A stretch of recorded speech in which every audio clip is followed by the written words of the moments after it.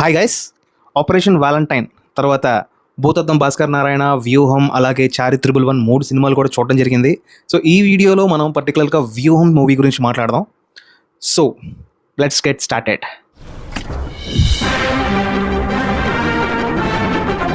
So వ్యూహం movie చూసిన తర్వాత యాక్చువల్లీ ఆర్జీవి గారికి నేను ఒక పెద్ద ఫ్యాన్ని, ఇప్పుడు కాదు ఒకప్పుడు.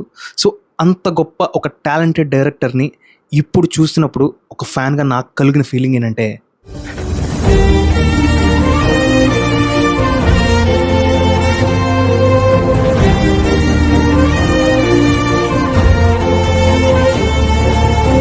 ఒక ఆర్జీవి ఫ్యాన్గా నా అభిప్రాయాన్ని అలా తీసి పక్కన పెడితే, ఓన్లీ వ్యూహం అనే మూవీ గురించి మాట్లాడినట్లయితే, యాజ్ ఎ డిస్క్లైమర్ నేను ముందే చెప్తున్నాను, నేను ఓన్లీ మూవీ గురించి మాత్రమే మాట్లాడుతున్నాను. I'm not go in to the politics.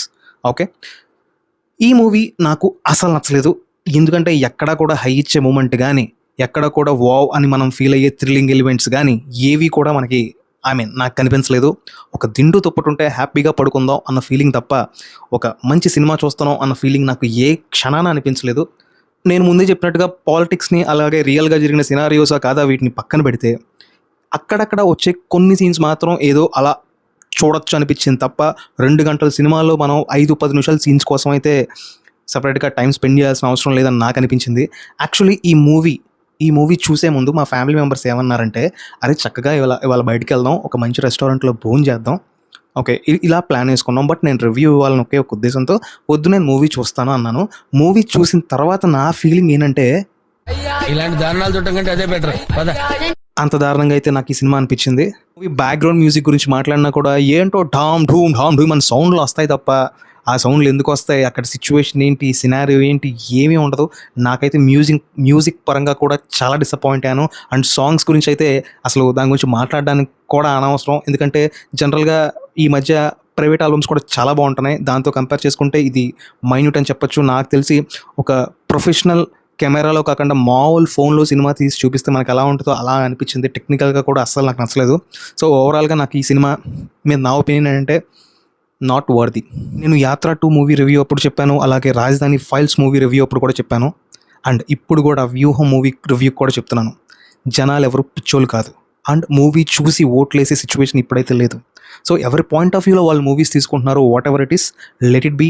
We always encourage everyone. మూవీలో కంటెంట్ బాగుంటే వీ ఎంకరేజ్ ఇట్, లేకపోతే లేదు. జనాలు మాత్రం సినిమాలు చూసి ఓట్లు వేయకండి, అండ్ మీరు వేయరు కూడా. ఏదైనా మీ మనస్సాక్షి చెప్పింది చేయండి, అలాగే మీ భవిష్యత్తుని గుర్తు తెచ్చుకుని ఓటేయండి, అంతే.